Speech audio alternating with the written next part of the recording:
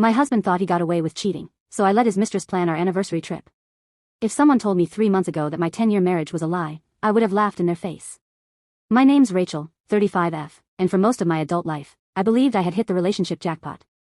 My husband Ryan, 38M, was the kind of man you write cheesy love songs about: charming, responsible, affectionate, and most importantly, consistent. We'd met at a corporate retreat 12 years ago, and despite being in different departments, we clicked instantly. He said he loved my confidence. I loved his loyalty. Or so I thought. We built our life slowly, deliberately. No rash decisions, no major fights. We bought our house after 2 years of marriage, waited 3 more before trying for a kid, unsuccessfully, but that's another story, and we always made time for each other. That was the rule. Always make time for each other. Until Ryan stopped making time. It started small. Isn't that how these stories always go? He stopped leaving little notes on the fridge. He started working late more often. Our Friday night rituals, Thai takeout, Netflix, and foot rubs, became client dinners, and I convinced myself that this was temporary. Ryan worked in corporate finance and had just gotten a big promotion to director of strategy. Late nights were part of the deal, I told myself. I didn't want to be the insecure wife. But then came the iCloud incident. It was a random Tuesday night. Ryan had left his iPad at home. He usually carried it everywhere, almost obsessively. I was looking for our shared Airbnb booking for an upcoming weekend trip when I noticed a series of notifications on his messages app. I wasn't snooping. I swear I wasn't. It popped up like a glitch in the Matrix. Chloe, I missed last night already. You make me forget everything else exists. Then another one. Chloe, still wearing your shirt. Smells like you. I stared at the screen for a full minute. Frozen. Unbreathing. Chloe. I knew that name. I'd met her once. Ryan introduced her at his office Christmas party. She was his executive assistant, 26, perky, laughed too hard at everything kind of woman. I'd thought nothing of her. I even complimented her dress. My blood turned cold. I tapped the thread, and the floodgates opened, hundreds of messages. Sweet. Dirty. Desperate. Heartbreaking. Photos. Voice notes. Plans for our Bali escape. Bali. Our anniversary destination. The one Ryan said we couldn't afford this year. The one he said we'd postpone. I had agreed. Of course I had. I closed the app, put the iPad down, and walked to the mirror. I didn't cry. Not then.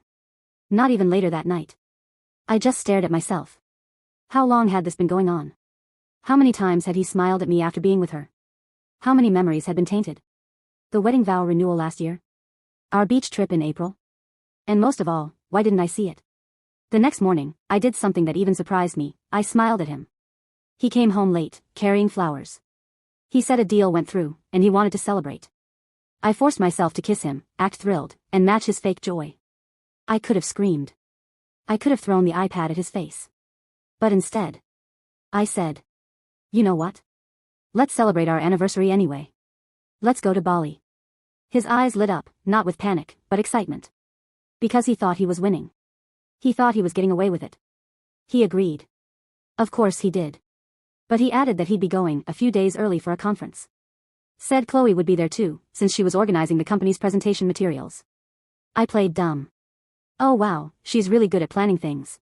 You're lucky to have her. And he actually nodded. He actually said, yeah, I don't know what I'd do without her. That night, I cried. But not because I was broken. Because I was planning something, too. Over the next week, I became a master of subtlety. I started collecting screenshots. Downloaded full iCloud backups. Got help from my tech-savvy cousin to access deleted messages and location histories.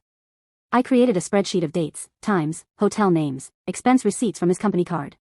I even contacted one of Ryan's co-workers who had been through a messy divorce himself. He gave me a contact, a brilliant, ruthless lawyer named Jasmine who specialized in cheating cases with assets involved. I wasn't going to just confront Ryan. I was going to annihilate his illusion. My best friend Leah became my confidant.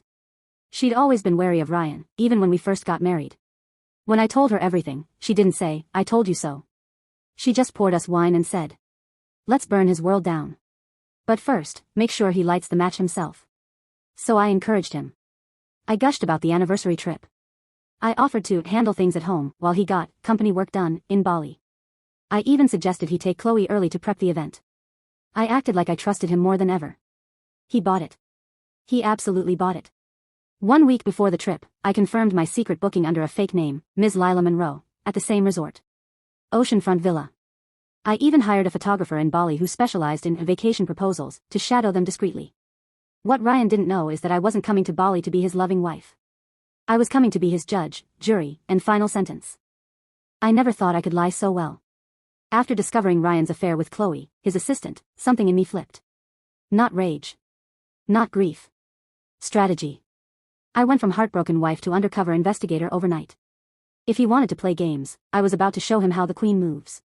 And God, did it hurt, watching him come home like everything was normal. Watching him kiss me on the forehead like he hadn't spent lunch break wrapped around a woman 10 years younger. But I smiled. I kissed him back. I even suggested we get matching swimsuits for our anniversary trip. He actually laughed and said, "You're so cute when you're excited." Cute. If only he knew what was coming. Ryan had told me the conference he and Chloe were attending started 2 days before our official anniversary. He insisted it was all work, even showed me a fake itinerary. I played along. "Do you want me to book my flight for the day of our anniversary, then?" I asked, all sweet and supportive. He smiled. "That's perfect. I'll pick you up from the airport. We'll do a sunset dinner or something." Of course he would. Nothing screams happy couple like hiding your mistress from your wife between meetings. What he didn't know was that I'd already booked a flight for 2 days before his, under a different name. I planned to arrive before him, scout the hotel, and prepare everything with my best friend Leah, who insisted on coming as my co-conspirator and moral support. Leah didn't trust Ryan from the day she met him. She called him plastic polished, like he practiced emotions in the mirror. I used to roll my eyes at her. Now I thanked her for being right. The week before the trip, I kept up the act. I packed with him. I ordered sunscreen online and excitedly asked if he wanted me to bring our couple's photo album for a memory moment during the trip. He said no. Let's just live in the moment this time. The irony almost made me laugh. Meanwhile, I was collecting everything. With Leah's help and my cousin's tech wizardry, I compiled a full digital portfolio of Ryan and Chloe's affair. Texts. Voice notes. Selfies from hotel rooms. One very NSFW video that I really wish I hadn't seen. A Google Doc of their dream life plans post-divorce. Oh, yes. Chloe had actually written up a plan titled Our Life after her. She was delusional enough to assume I'd just roll over and hand Ryan off like leftovers. I started crafting a plan. We arrived in Bali 2 days before Ryan and Chloe. Leah and I checked into the resort under the alias Lila Monroe and guest.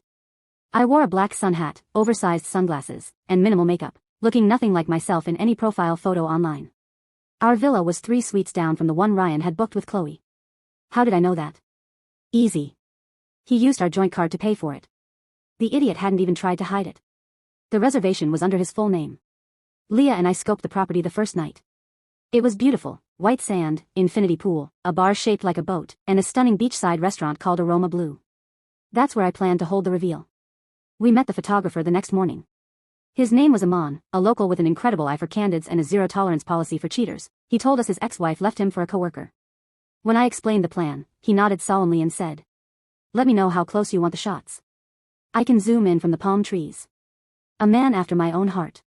Ryan and Chloe arrived the next afternoon. I watched from our villa as they checked in, giggling like teenagers. He kissed her temple. She rubbed his back. He spun her in a circle. I wanted to vomit. But I stayed hidden. For now. Iman followed them discreetly all afternoon, capturing shots of them walking hand in hand on the beach, feeding each other at the poolside bar, and, yes, kissing in the hot tub under the stars. Meanwhile, Chloe posted vague updates on her Instagram story. A photo of wine glasses clinking. Her feet in the sand with the caption, "Finally free." A blurry silhouette of Ryan with a heart emoji covering his face. I saved everything. Dated it. Cross-referenced timestamps. By that evening, I was emotionally drained, but I felt strong. Grounded. Like I was finally getting control back. The next day, I visited the restaurant manager at Aroma Blue. I told her I was planning a surprise anniversary dinner for my husband. I even showed her our wedding photo and said it would be our 10th. She got excited and offered the private ocean deck for free. I said I'd need a projector screen, sound system, and enough seats for at least 15 people. Oh. So a party? Yes, I said with a smile. A night he'll never forget. I contacted Ryan's family next. His sister, who I always got along with, agreed to come.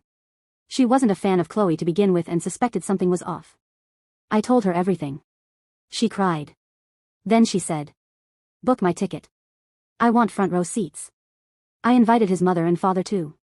His father declined, probably suspected something but didn't want to get involved, but his mother agreed, and even offered to cover the catering.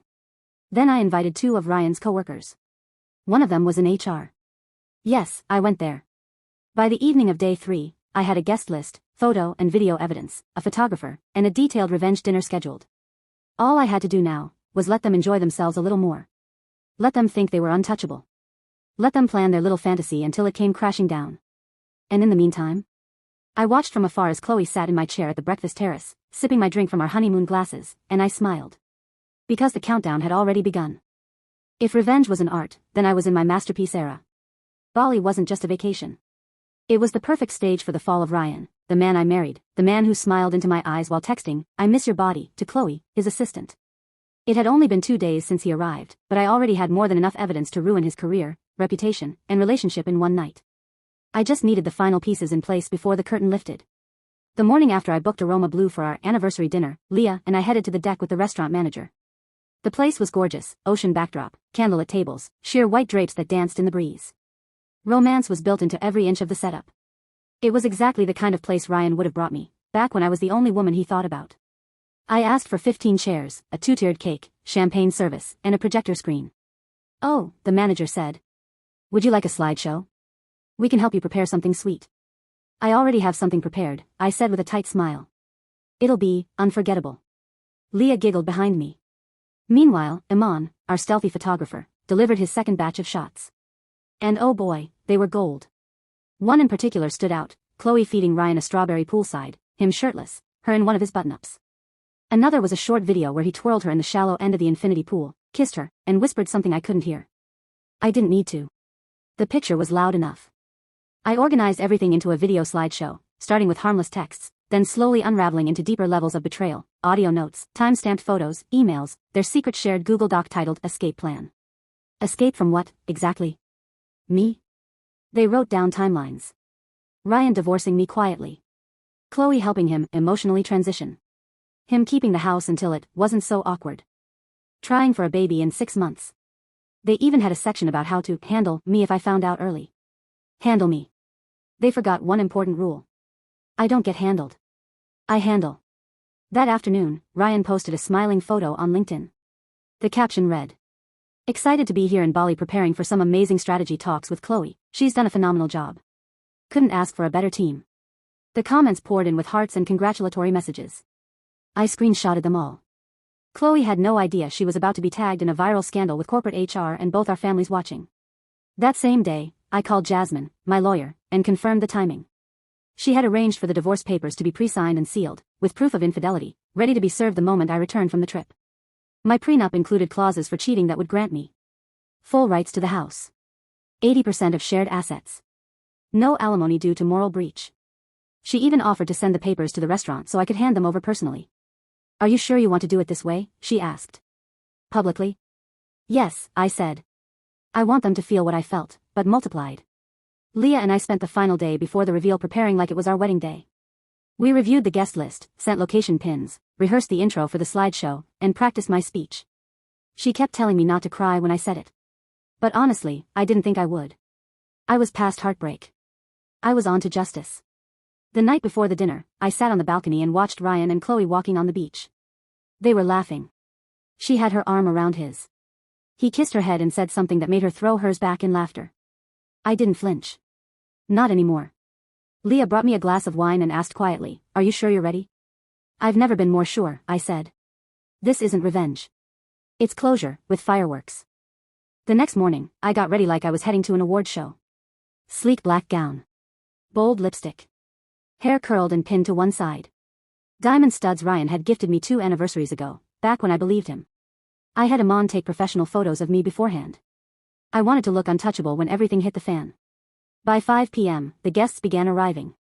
Ryan's sister. His mother. His co-worker in HR. A few mutual friends we had from our early marriage days. All of them had been told this was a surprise anniversary dinner. Only Leah, Jasmine, and I knew what it really was. Chloe and Ryan were still out, likely getting ready for their own version of the night. At 6:15, I got a text from Ryan. "Ryan, on our way. You have no idea how excited I am. You're going to love this night, Redheart." I chuckled. He had no idea. We took our places. Lights dimmed. The ocean breeze cooled the deck as candles flickered. The waiter began pouring champagne. The projector screen was covered with a white cloth, hiding what would soon be shown. Then, at 6:35, Ryan and Chloe arrived. They looked stunning, he in a white button-down and slacks, she in a silky champagne dress. She looked slightly confused seeing so many people. He didn't. He assumed I had planned a party. "Wow," he said, kissing my cheek. "You really went all out, huh?" I smiled, stepped back, and raised my glass. "Thank you all for being here tonight. I know many of you thought this was just a celebration. And in a way, it is." Ryan frowned slightly. "It's a celebration," I continued, "of clarity, truth, and the beautiful freedom that comes when lies finally die in the light." I nodded to Amon. He dimmed the lights. The screen lit up. Slideshow title, Behind Closed Doors, A Timeline of Deceit. The first slide was a sweet photo of me and Ryan from our wedding. Then came a text. Then another. Then a photo. Then a voice note from Chloe saying, "God, I love knowing she has no clue. You're so good at playing the doting husband." The room went silent. Ryan went pale. Chloe started muttering, "What the F***?"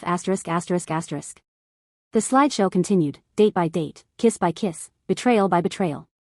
Ryan looked at me like I'd stabbed him. Chloe tried to stand, but Leah blocked her path. Then I walked to Ryan, pulled out a white envelope, and dropped it in his lap. "Happy anniversary, Ryan. These are your divorce papers. Effective immediately." I turned to Chloe. "And Chloe, I suggest you get your own hotel room. I don't think you'll be staying with him after this." The projector shut off. The lights came back on. Ryan's mother was crying. His sister looked furious. HR guy was already texting someone, probably his boss. And me? I raised my glass. To truth. For a moment, the only sound was the gentle crash of the ocean waves. The projector screen had gone dark. The candles still flickered, untouched. 15 stunned guests sat in silence, absorbing every vile second of what they'd just seen. Ryan's mouth was hanging open. Chloe was frozen, her fingers clenched around her clutch bag so tightly her knuckles turned white. You could almost hear her brain buffering. Then Ryan finally croaked. "Rachel. This isn't what it looks like." "It's exactly what it looks like," I interrupted, calm as ever. "In high definition. With timestamps." He tried to stand up. I gently motioned for him to sit. "Don't bother, Ryan. You're not the one running the show tonight. You had your chance to speak. I have all the evidence. The only question is, how loud do you want this to get?" Chloe found her voice next. "This is completely out of line. You invaded our privacy." Leah snorted. "You mean her marriage?" The room buzzed with murmurs. Ryan's sister stood up. "You're disgusting," she hissed at Chloe. "You were at our house. You kissed our mother's cheek at Christmas.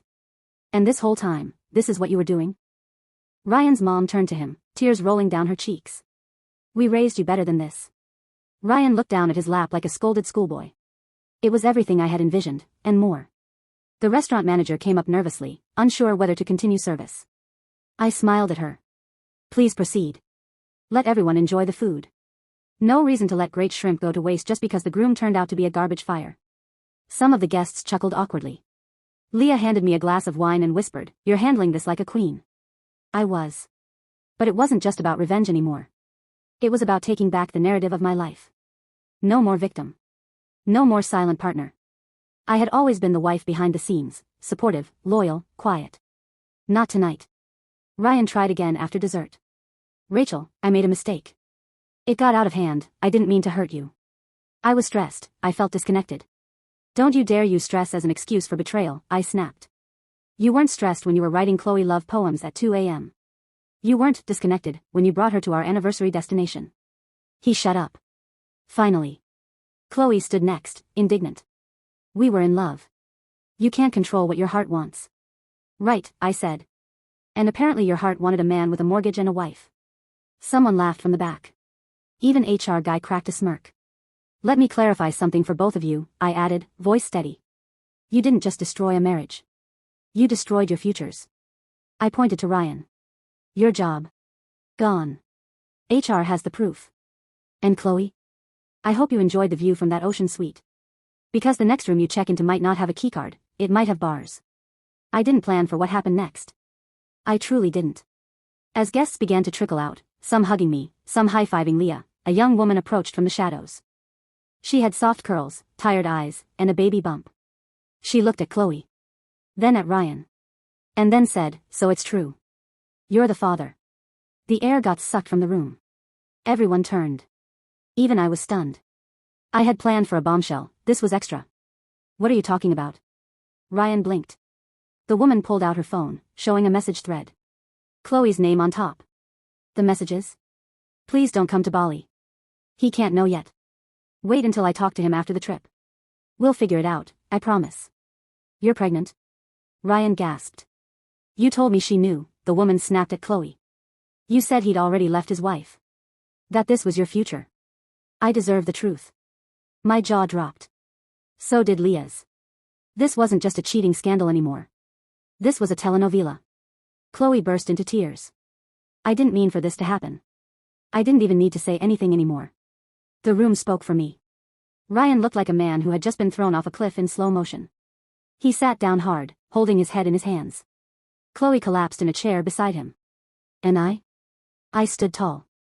"I think this is a good time for everyone to go home. Except you two. You should stay. There's still dessert, and consequences." I walked over to Aman and paid him in full, plus tip.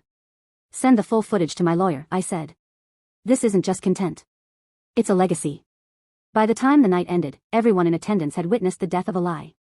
I stood at the edge of the deck, barefoot, sipping wine, letting the ocean wind cool the fire in my chest. Leah came up beside me. "You did it. ****ing did it." "Yeah," I said. And I didn't even have to raise my voice. The next morning, Ryan and Chloe were gone. No note. No apology. Not even a receipt. Fine by me. I flew home with Leah. The story had already started to spread. One of Ryan's coworkers leaked part of the slideshow on Reddit, and within 24 hours, it had 1.2 million views. Someone in the comments called the most cinematic divorce in Reddit history. I wasn't mad. I leaned into it. When I landed back home, everything had changed. My marriage was over. My story had gone viral. My inbox was flooded with messages from strangers, mostly women, offering support, praise, and shock. Apparently, someone at the dinner, probably Ryan's own sister, had leaked the full 12-minute slideshow with a caption that read, "When your cheating husband brings his mistress to Bali for your anniversary, and you throw them both a party they'll never forget." It exploded. Within 48 hours, it had been reposted on TikTok, Reddit, and Twitter, X, with millions of views. People called me the revenge queen, the most composed savage on earth, and the wife who ended two people with a slideshow. It should have felt overwhelming. Instead, it felt liberating. Ryan tried to call me 3 days later. I didn't answer. He left a voicemail, his voice cracked, half crying, half begging. "Rachel. I don't even know where to begin. I messed up. I know. I was weak. I ruined everything. Please just talk to me. Please." I deleted it. Chloe messaged me, too. A paragraph-long justification that was 80%, "I didn't mean for this to happen," and 20%, "I hope one day you'll understand we truly loved each other." I blocked her. There was nothing left to say. Jasmine, my lawyer, filed the final divorce paperwork within a week. Ryan didn't contest it. After the footage spread, he knew any court battle would end in disaster.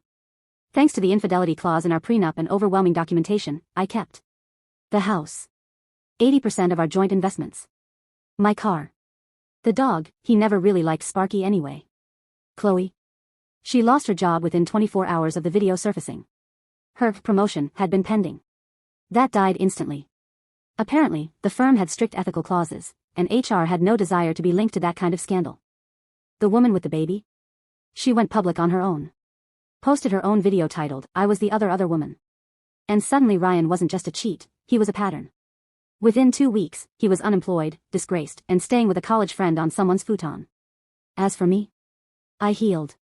Loudly. Publicly. And unapologetically. I accepted a podcast interview invitation from a show called Cheaters Anonymous, and told the whole story. That clip alone got over 6 million views. I didn't name Ryan or Chloe, didn't have to. The internet had already done its detective work.